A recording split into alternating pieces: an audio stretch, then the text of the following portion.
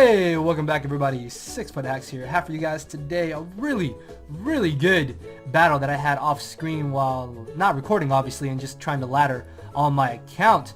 And this is a pretty cool team that I got off of the Smeargle forums. If I remember, then I will leave a link to it down in the description. But it's basically a sticky web based team, which obviously relies around Smeargle being a lead, getting up webs, and potentially getting up rocks. So of course that's the main idea behind this team, and this is going to show you guys the absolute power of Zygarde. Like, Zygarde is an absolute monster in this matchup. So let me know in the comment section below, guys, what is your favorite type of entry hazard. Now, while I do like Stealth Rocks, Sticky Web has been really growing on me so far since the release of Sun and Moon. So I think it may turn out to be my favorite after post Pokebank, because I want to see how Sticky Webs is going to be after post Pokebank and how Smeargle is going to be affected by the metagame changes. So yeah, let me know in the comment section below, and if you guys do enjoy this battle, then make sure to hit the like button as well. Thank you guys for all your support. It is greatly appreciated. So looking at this matchup, we have a very bad matchup, because obviously he does have Tentacruel, which can spin away any type of hazard that my Smeargle wants to get up. Then I don't have a safe switch in to Tapu Koko if it's Life Orb. I don't have a switch into Mamoswine either. Muck could be a humongous problem, and then Marowak could absolutely destroy me if it does get the proper predictions. So I thought that he would probably want to lead off with the Mamoswine, obviously expecting me to most likely lead off with my Smeargle, although there was the possibility that he could lead off with the Tapu Koko, so he could just Volt Switch right off the bat, and then obviously you would have to be crazy to switch in a Zygarde onto a Tapu Koko, because they could just go for the Dazzling Gleam. So I'm going to be leading off with my Kartana, expecting him to lead off with either Tapu Koko or lead off with the Mamoswine, which both are kind of dealt with by Kartana. Even though, yes, I only have like base 2 special defense, I still resist the Dazzling Gleam and I resist the Thunderbolt, even electric terrain. There's no way he should be able to OHKO me unless he was like modest specs, in which case I would be able to outspeed him.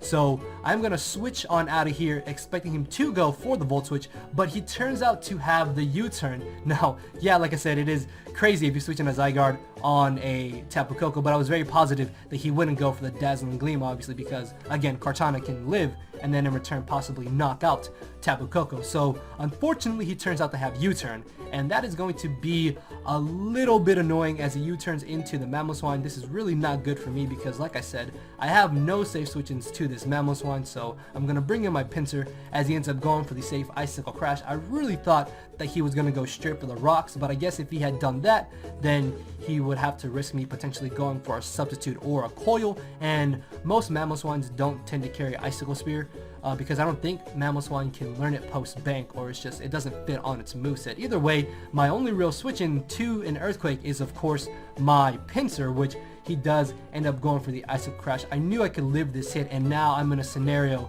of, do I want to Mega Evolve and risk him potentially going for the Ice Shard, or do I stay in my normal form and go for the return, because my other coverage move was Earthquake, because Pinsir can't get close combat pre-Pokebank. So I make a very ballsy play here and I do Mega Evolve, go for the Frustration as he ends up going for the Stealth Rocks, thinking that I would most likely just stay in my regular form, fearing that I would be knocked out by the Ice Shard. While rocks are going to be a little bit annoying in this matchup for me, it's not going to be entirely too crucial, because I don't really have much use for my Pinsir now, especially because I do get knocked out by the rocks since I am below 50%. So I will be able to knock out the Mamoswine, which is really good. That's one giant threat out of the way as he brings in the Tapu Koko. Like I said, I really have no use for my Pinsir at this point, so I'm just going to leave it in, get off a little bit of chip damage on this Tapu Koko, because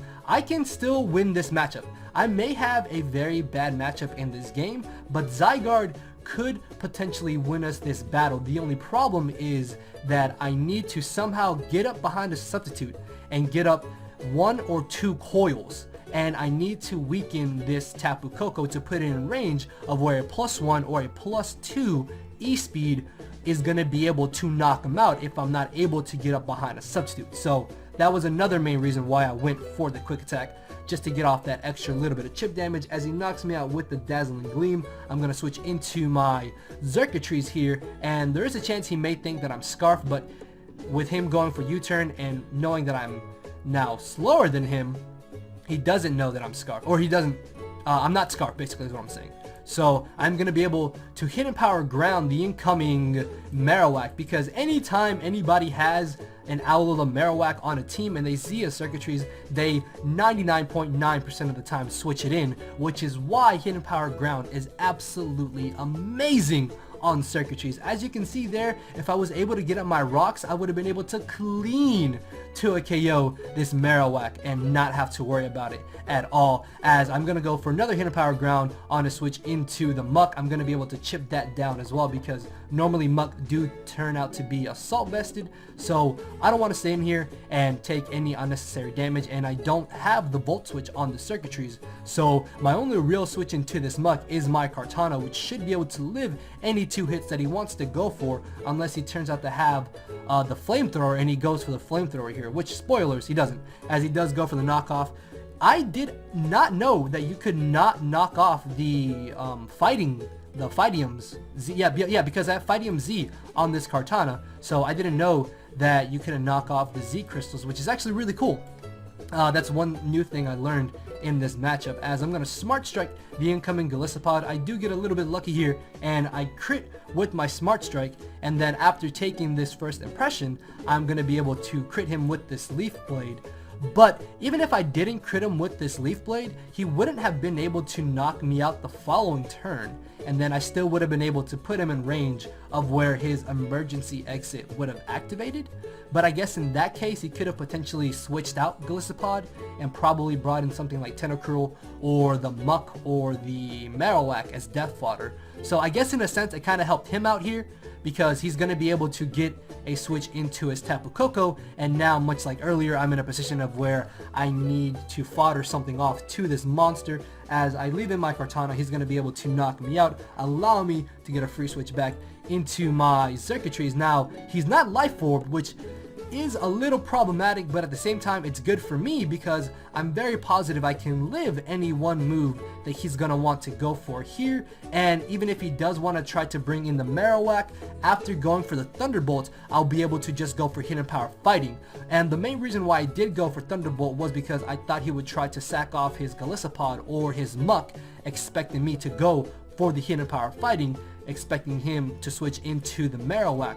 But he ends up being aggressive here, goes for the Hidden Power Ground. I'm able to live as he just barely lives my Thunderbolt. And this is actually where Leftovers is really handy, because I was able to recover enough HP to where I was able to take that Thunderbolt and do enough damage to where even a non-boosted extreme speed from my Zygarde will be able to knock out this Tapu Koko. So he's going to finish me off with another Dazzling Gleam, which is a-okay by me, because I will be able to bring in my Tapu Fini here. Obviously, I don't want to risk bringing in my Zygarde just yet, so I'm going to go straight for the Psychic because he has no switch-ins to it. Although last second I did go for the Moonblast on the off chance that he did want to try and bring in the Muck, which now I can just get off some damage with my Moonblast here as I get a crit. That crit honestly does not matter whatsoever, and he is going to get the Poison Touch to knock me out. Now, I know it may seem a little bit odd that I brought in Smeargle here, but the main reason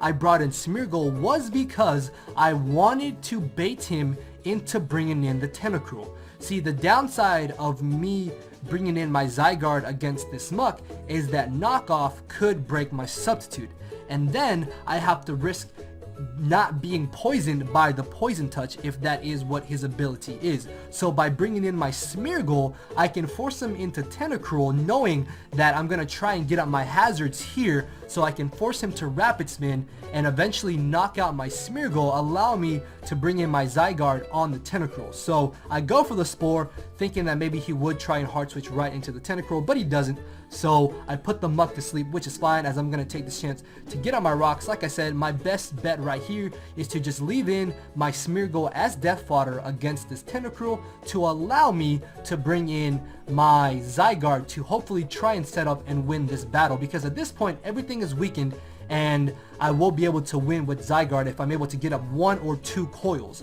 So the reason why I keep going for the taunt is because I don't want him to get up a layer of T-Spikes to possibly poison my Zygarde on the switch-in. So down goes Smeargle, and in comes the Don himself, Sub-Coil Zygarde. As you're going to see, it's going to take 2 hits for this Scald to break my substitute, which is really good because this gives me a much easier time to try and set up and hopefully win this matchup. So I'm going to substitute here again, and I end up making a bit of a misplay, and I go straight for the 1,000 arrows thinking that at +1 I would be able to knock him out, but I don't have any attack EVs on the Zygarde, so I really should have gone for a second coil instead of going for that 1,000 arrows, because now my substitute is already going to take 1 hit, and then I'm going to be at lower HP than I probably would have been. Either way though, I'm able to knock out the Tentacruel at +1. I'm still in a pretty good scenario as he brings in the Golisopod. I'm going to go for the E-Speed